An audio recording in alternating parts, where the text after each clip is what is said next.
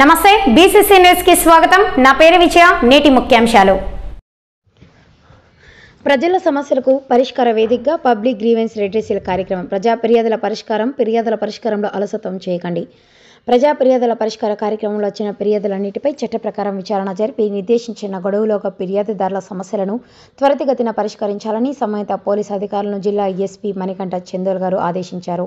ప్రజలు తమ సమస్యలపై న్యాయం పొందేలా నిబద్ధతతో పనిచేయాలన్నారు। జిల్లా నలుమూల నుంచి వచ్చిన ప్రజలు నేరుగా ఎస్పీ గారిని, additional SP operation CS Rajasekhar Raju గారిని మరియు చిత్తూరు డిఎస్పీ శ్రీ సాయినాథ్ గారిని కలిసి తమ సమస్యలను విన్నవించుకున్నారు।